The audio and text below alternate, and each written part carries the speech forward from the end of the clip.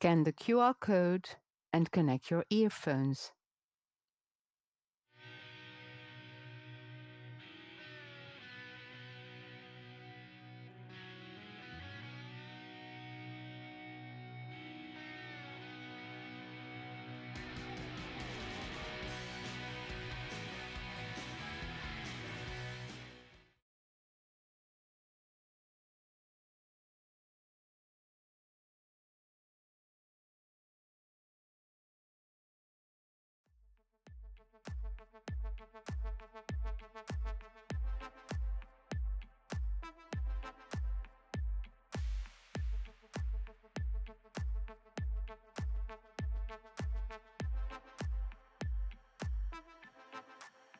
Got the club going hard on a Tuesday.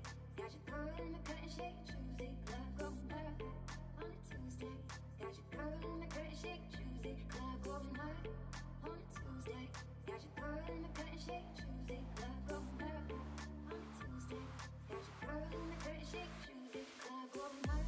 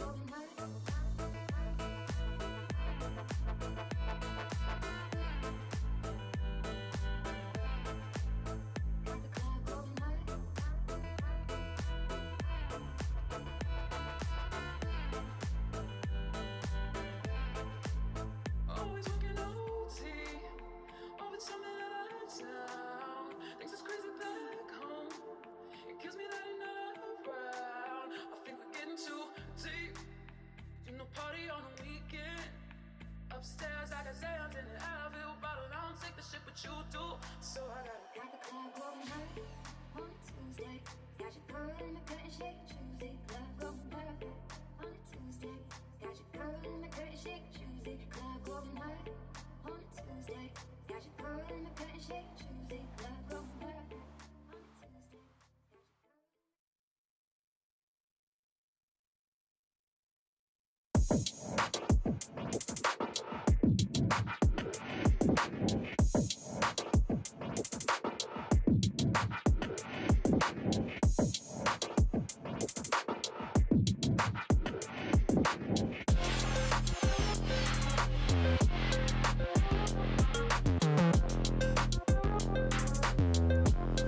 Oh là là, ça fait plaisir de vous voir si nombreux. Est-ce que vous allez bien? Est-ce que vous avez passé un bon début de journée? Est-ce que vous avez vu des choses intéressantes? Ouais, c'était sympa. Alors, qu'est-ce qui vous attire cet après-midi? C'est parce qu'on va parler peut-être d'insectes dans le futur de notre alimentation?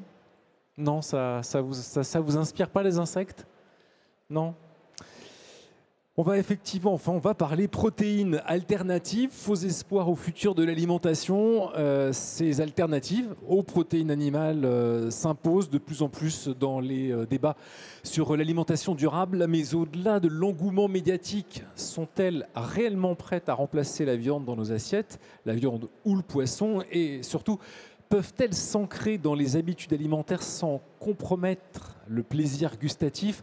Vous verriez-vous manger des vers de terre, des criquets, des mouches ou des insectes en tout genre?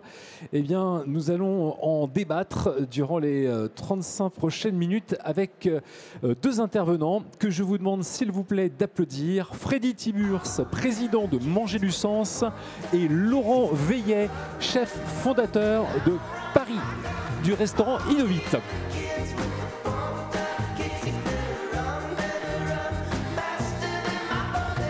Prenez place.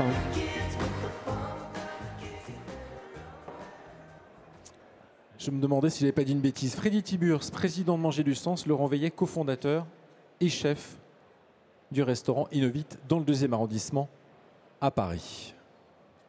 J'ai essayé de poser un peu le débat, j'ai prononcé le mot d'insecte, on a commencé déjà à grimacer.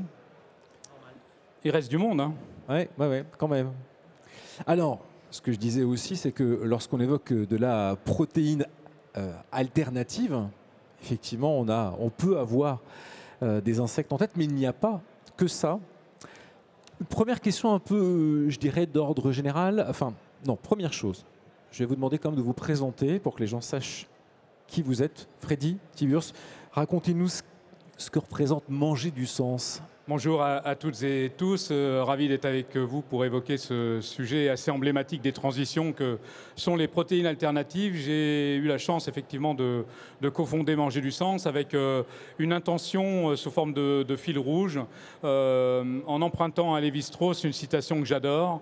Il ne suffit pas qu'un aliment soit bon à manger, faut-il encore qu'il soit bon à penser. C'est ce que nous essayons de faire sur Manger du Sens. Manger du Sens, c'est une plateforme collaborative, une solution digitale qui permet de faciliter des parcours d'innovation et de transition avec les acteurs de la chaîne alimentaire, avec la volonté de le penser de manière collective pour éviter quelques déboires à la fin. Penser au début pour éviter de penser à haine à la fin. Laurent Veillet. Alors, je suis le fondateur du métier de chef à domicile et qui fait que j'ai créé un restaurant où on propose uniquement des insectes. Parce que c'était une innovation que j'ai eue il y a 25 ans. Et suite à ça, on m'a contacté pour faire une nouvelle innovation qui était de proposer une cuisine à base d'insectes. Et je vais vous expliquer pourquoi, parce que ça peut paraître bizarre à première vue comme ça. Alors, première question, je dirais, ouais, d'ordre un peu général, mais est-ce que justement cette protéine alternative, elle en est où? Est-ce qu'elle s'installe? Est-ce qu'on en est au début? Est-ce que c'est une tendance de fond? Qu'est-ce qu'on peut en dire? Et qu'est-ce qu'on entend par protéine alternative? Ah oui, alors définir, commençons par ça, Michel, effectivement, sachant que le thème de notre échange, c'est faux espoirs ou futur de l'alimentation. Je pense que pour ne pas tromper nos interlocuteurs, ça penche très clairement du côté du futur de l'alimentation. Lorsqu'on parle de protéines alternatives, effectivement, ça mérite que l'on en parle un petit peu, puisque derrière ça, on a les alternatives végétales. Derrière les alternatives végétales, on pense aux légumes, on pense aux noix, on pense aux graines, on pense aux légumineuses. Selon la manière dont c'est classifié, on peut penser aux algues, mais souvent les algues sont mises à part. Et j'ai oublié les champignons dans les alternatives végétales. Donc ça, c'est la première catégorie. La deuxième, c'est toutes les protéines issues des procédés de fermentation. Et on en reparlera. Il y a un vrai enjeu, une vraie opportunité autour de la fermentation. Il suffit de regarder sur le village Startup pour s'en rendre compte. Nous avons aussi tout ce qui est viande cultivée, donc viande dite de culture. Nous avons bien évidemment, avec un représentant aujourd'hui, les insectes comestibles. Qu'est-ce que vous entendez par viande cultivée? Ah, les fameuses viandes cellulaires, les cultures de viande in vitro qui ne sont pas autorisées pour le moment en France. Voilà, mais c'est un sujet sur lequel il y a de l'innovation au niveau mondial. Certains pays, 2 seulement au niveau mondial, ont autorisé la commercialisation de ce type de culture. Mais ça, c'est pas foncièrement ce qui va vraiment se dessiner. Je pense qu'on a d'autres sujets à traiter, beaucoup plus simples et beaucoup plus sains, si je peux me permettre Oui, on parlait de sens en introduction, et il est clair que l'acceptabilité consommateur est centrale sur ces sujets-là.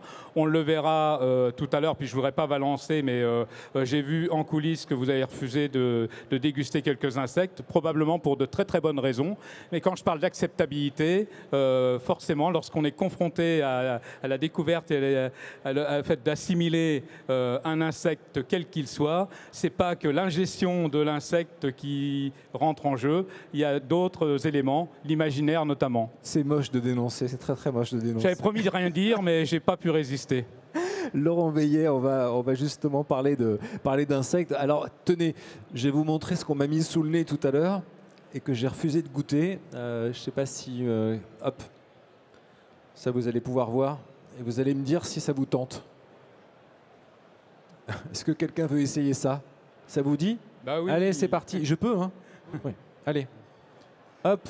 Allez. Là, vous savez devant quoi? la table, il y a des crackers au verre de farine pour ceux qui veulent venir goûter. Je vous invite à venir tester. Oui, Ici, il y a des chocolats aussi. Et pour vous, vous pouvez venir goûter si vous voulez. Laurent, il faut signaler, il y a un allergène dedans? Alors, ah oui, il faut faire attention parce que les insectes, ça fait partie des crustacés. Donc, il ne faut pas être allergique aux crustacés. Ok, donc c'est la seule restriction. Donc, je vous donne la boîte. Voilà.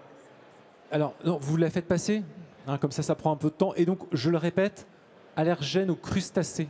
Donc, pensez-le bien si jamais vous êtes soumis à ça, qu'on ne vous perde pas pendant les... Juste pour prendre votre défense, je voudrais expliquer pourquoi les insectes, c'est plutôt mal accepté encore aujourd'hui. Oui, allez-y. Ouais. En fait, il y a plein de freins parce qu'en France et dans les pays occidentaux, on n'est pas habitué à voir des insectes dans les assiettes. On les voit plutôt dans les cultures, faire des dégâts ou dans les poubelles, parce que c'est sale, ça dégoûte en réalité. C'est tout à fait normal parce qu'on n'est pas un pays suffisamment chaud.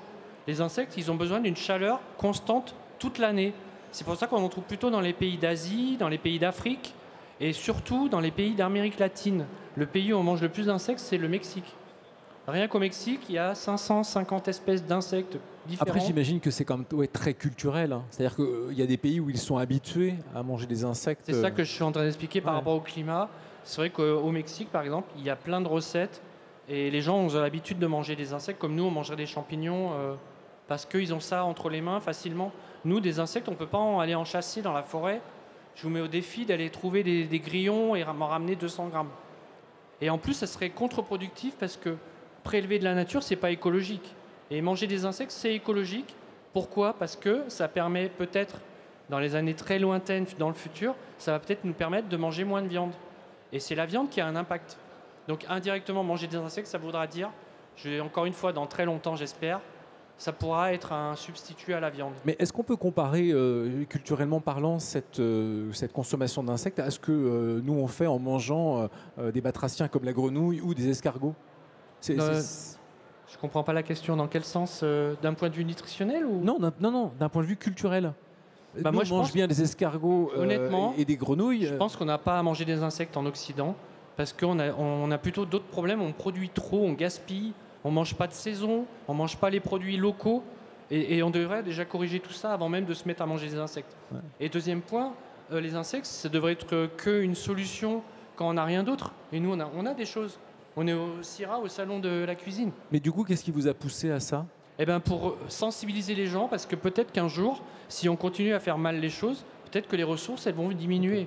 Donc vous, ce qui vous plaît, c'est l'expérience? Eh ben, en fait, c'est parce que j'ai découvert moi-même avec beaucoup de comment dire, j'étais pas du tout emballé à l'idée au départ. Et j'ai vu comment j'ai réagi et au fur et à mesure, j'ai compris que c'était intéressant et j'essaie de transmettre ce que j'ai vécu. Et voilà. J'aimerais bien, juste avant de passer la parole à Freddy Tiburce, qu'on recueille un... Ah, monsieur est en train de s'étouffer, vite, quelqu'un... Est-ce qu'on peut amener un micro à monsieur pour... Ou alors sinon, je vais me lever, ça va peut-être aussi pratique. Je voudrais recueillir... Je vois personne venir goûter les chocolats, là. Alors, qu'est-ce que vous en avez pensé? C'est très bon, ça a goût de chocolat. J'avais pas vu, ils sont partis. Le petit verre, là, ça a le goût de chocolat? Non. Non, le chocolat après. Le petit verre en lui-même, c'est bon. Vous avez goûté le verre? Bah, ça avait pas énormément de goût, c'était croustillant, un peu salé, un petit goût de champignons peut-être, mais vraiment pas dérangeant. Vous aussi, vous avez goûté? Ça vous a plu? Oui. Un goût salé, moi j'ai reconnu un peu le goût du popcorn. Et vous verriez en mettre un peu dans vos salades pour les agrémenter? Peut-être. Non, finalement, donc c'était assez positif comme réaction. Ça plaît, ces petits produits? Alors ça, c'est intéressant, si je peux me permettre, parce que j'ai entendu qu'on disait que ça n'avait pas beaucoup de goût. Alors ça, c'est parce que les insectes en Europe, surtout en France, ils mangent des flocons d'avoine ou des carottes. Et du coup, ça n'a pas un goût assez prononcé pour que ça soit ressenti quand on déguste les insectes. Si vous mangez des insectes qui viennent d'Afrique, ils auront mangé des plantes exotiques. Et quand vous allez les goûter, vous allez dire « Waouh, ça a un goût, ça va exploser en bouche ». Et donc en France, il y a des élevages C'est d'insectes. comme les vaches de Normandie quand elles font du lait au printemps. Bien sûr. Le fromage, il n'a pas le même goût que quand c'est en hiver. Et vous vous approvisionnez où? Il vient de ces insectes? En France, il y a plein de fermes, c'est ça qui est incroyable. Il y en a à Poitiers, à Lille, à Toulouse. Il y en a un peu partout, mais c'est des petites fermes. Okay. Et du coup, j'essaye de prendre un peu partout ce qui se passe. Et alors, le problème des producteurs, c'est qu'ils n'arrivent pas à vendre leurs produits. Donc, ils vendent sur Internet, sur leur propre site. Mais ce n'est pas encore quelque chose qu'on peut trouver dans les magasins. Donc ça, c'est un gros problème parce que ça reste inabordable au niveau des prix à cause de ce problème-là. Et les producteurs, pourquoi ils ne baissent pas les prix? Parce que déjà, ils n'arrivent pas à en vivre. Donc s'ils baissaient leurs prix, ça serait encore pire. Donc, Tiburce. Oui, peut-être en complément de ce qui a été précisé sur les enjeux autour des protéines alternatives. Moi, j'aime bien rappeler deux pourcentages.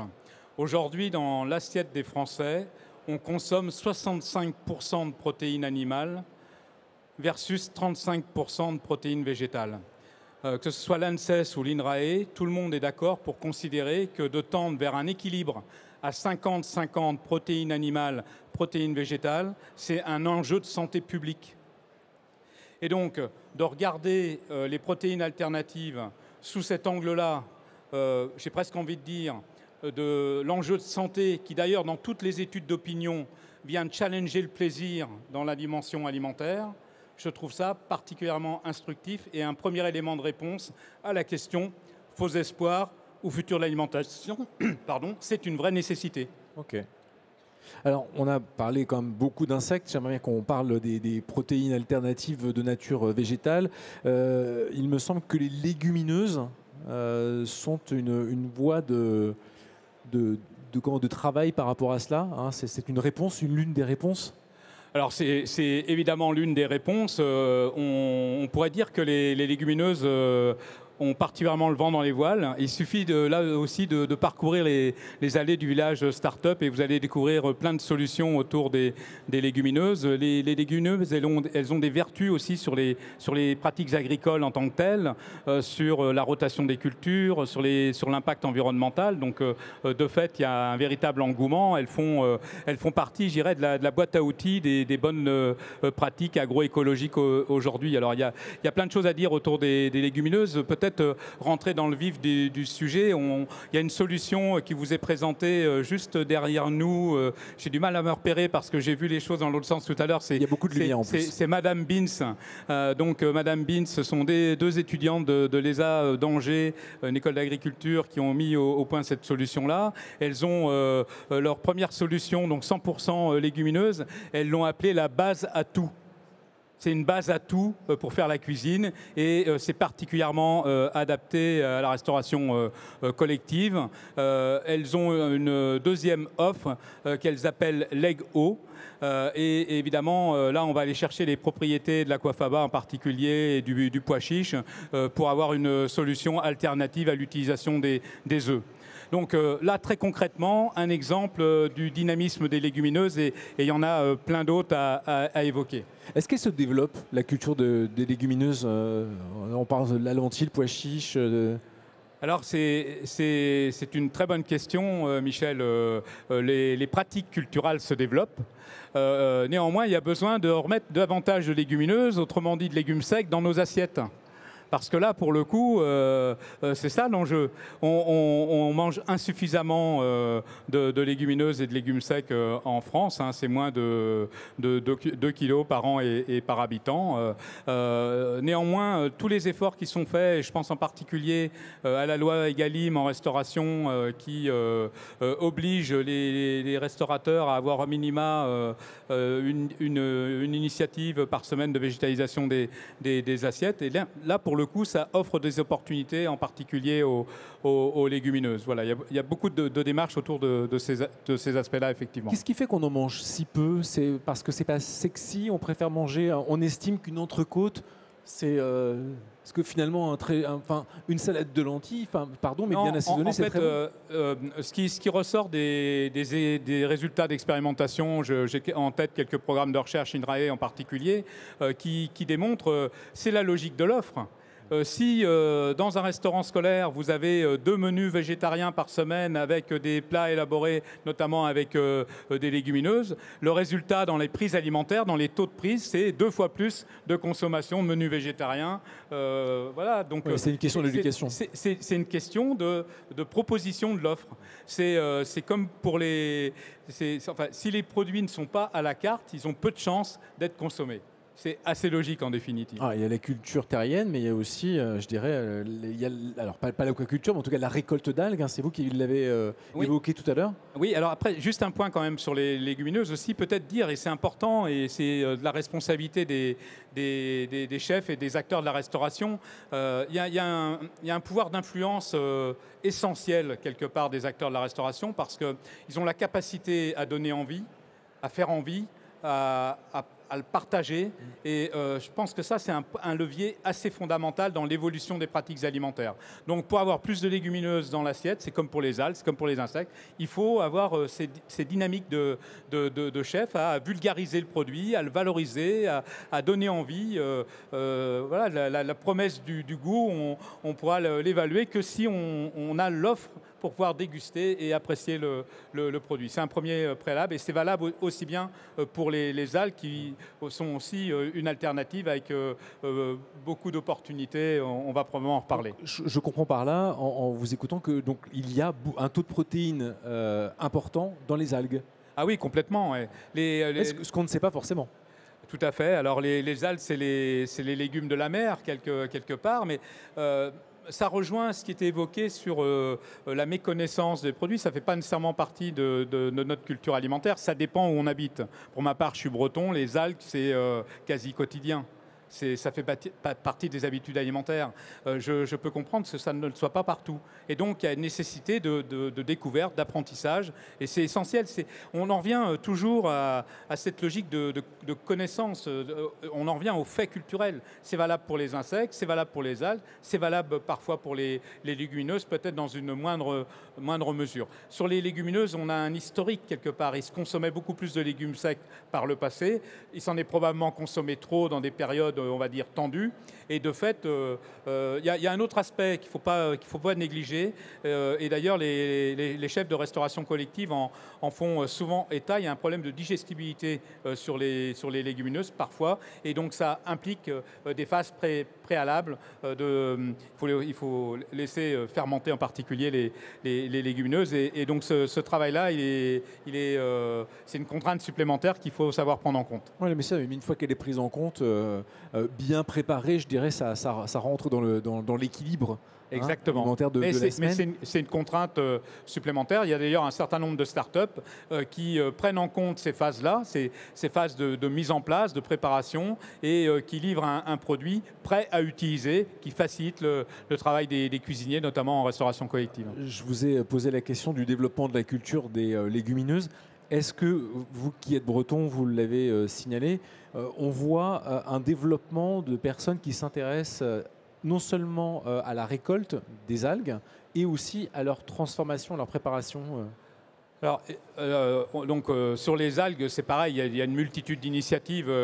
Il s'avère que sur Manger du Sens, on organise les lauriers de la transition alimentaire. C'est un challenge des innovations qui réinventent les modèles alimentaires en particulier. Lors de la première édition des lauriers de la transition alimentaire, nous avons récompensé en particulier une organisation, un collectif qui s'appelle Merci les algues, qui participe à la vulgarisation, la connaissance des algues, donc la capacité à pouvoir les déguster dégusté, mais qui accompagne aussi la mise en place de filières et qui accompagne un certain nombre de transformateurs sur le fait d'intégrer aussi les algues, soit dans les phases amont de pratiques agricoles, parfois de pratiques d'élevage également, mais aussi un autre exemple, pour le coup, pour être démonstratif, si vous vous baladez dans les allées du Syrah, vous allez découvrir une solution qui s'appelle Zalg. C'est une start-up qui a proposé des ingrédients culinaires à base d'algues et qui facilite leurs usages auprès des chefs en restauration commerciale comme en restauration collective. Alors, il y a aussi donc, dans cette offre alternative des hybrides. Hein, vous me parliez tout à l'heure de yaourt et de lupin. Oui, tout à fait. Alors, on déroule plusieurs choses sur ces hybridations-là. Je voudrais commencer par parler d'une autre start-up lauréate des lauriers de la transition alimentaire. Alors, je me permets juste une indication qui va être importante pour vous. Il nous reste un peu plus de 5 minutes. Ok, alors je fais très vite. Voilà. Je voudrais citer BioAlva. BioAlva, ils sont juste là eux aussi. Ils sont lauréats cette année des lauriers de la transition alimentaire. Alors, j'appelle ça un modèle hybride parce que ils se positionnent comme une alternative aux produits de la mer. Et quand je dis hybride, ça intègre des algues, ça intègre des légumineuses et ça intègre un processus de production protéique à base de fermentation. Donc là, on a les trois approches. Je voudrais parler d'un autre exemple en hybridation. Je ne sais pas s'il est encore ici. C'est Anthony Routiot, qui est un ancien chef de la restauration collective. Voilà, Alid, il est juste au fond. Et Anthony a relevé le défi suivant. Il avait dans ses relations des producteurs, des éleveurs, qui se retrouvaient notamment avec des produits tripiers, des abats sur les bras. Et il a eu l'intelligence de mettre au point une nouvelle alternative en matière de charcuterie. C'est-à-dire qu'il travaille pour des terrines avec un équilibre entre l'utilisation d'abats, du foie, du gésier par exemple, etc., avec des légumes et des légumineuses.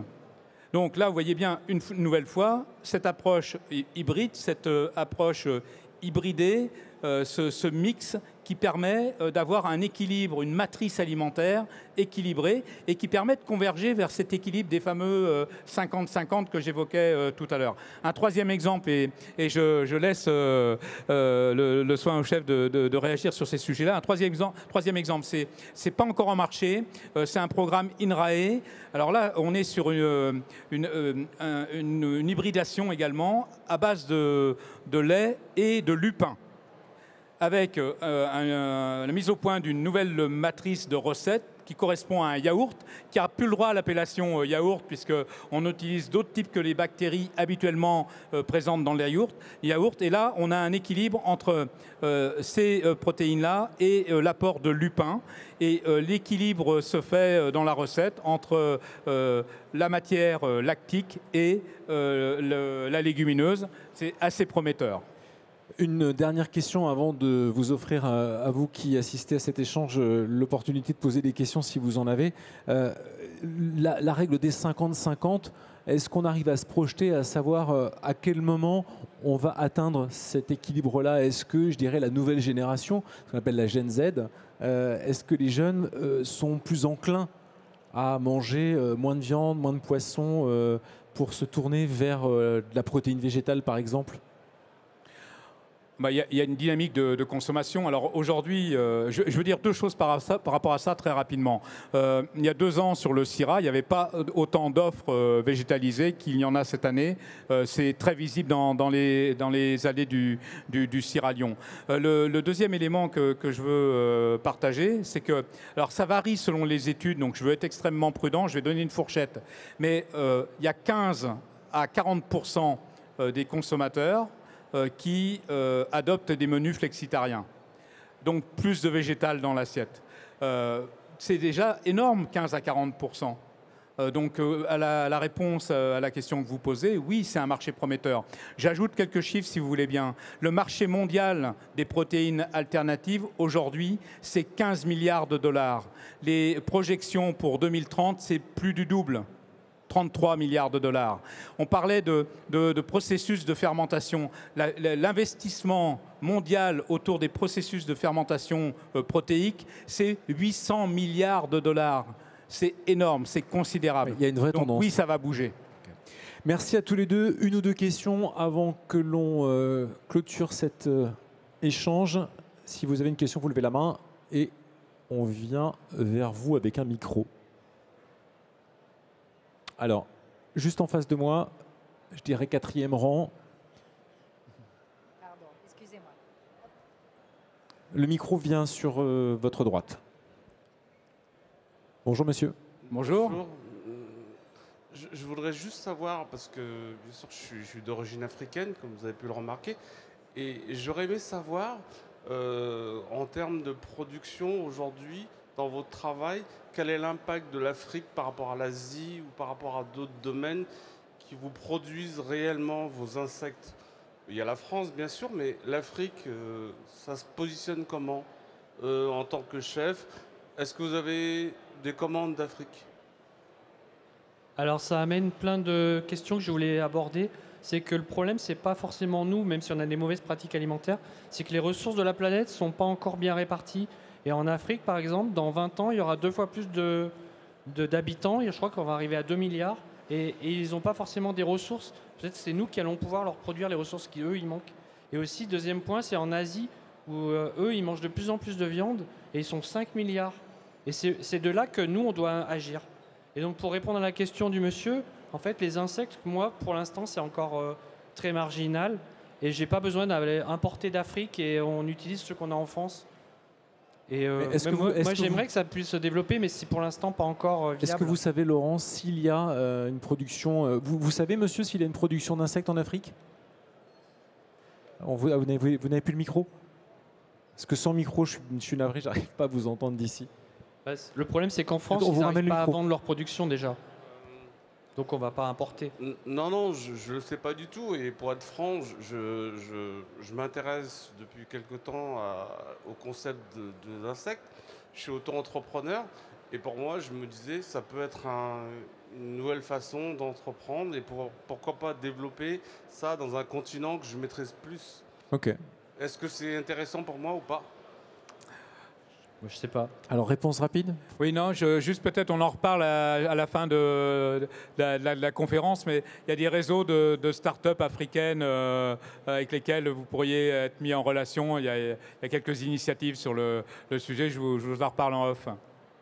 Merci messieurs. Je suis désolé, c'est trop court, je le sais bien. Mais nous sommes... au bout de nos échanges. Ah mais je vous en prie, vous pouvez prendre tranquillement une photo. Je vais pendant ce temps-là les remercier. Merci Laurent Veillet. Je rappelle que vous êtes le chef et cofondateur du restaurant Innovite à Paris dans le 2e arrondissement. La rue... Je vais quand même préciser que c'est un restaurant gastronomique. C'est ça qui fait que mon restaurant est original parce que c'est pas Koh-Lanta, c'est juste pour faire une sensibilisation sur l'alimentation en général. C'est ça que j'essaie de faire dans mon restaurant.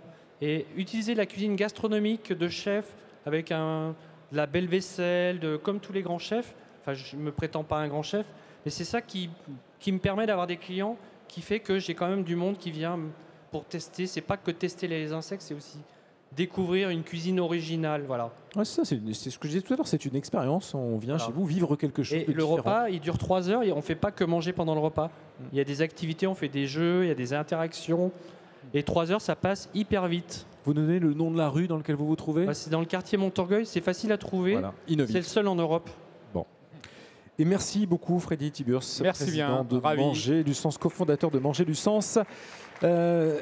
Merci messieurs, merci à vous. Le temps d'une courte pause et on se retrouve pour parler inclusion. Voilà, le monde de la restauration est-il assez inclusif? C'est la question que nous allons poser à nos intervenants d'ici quelques minutes.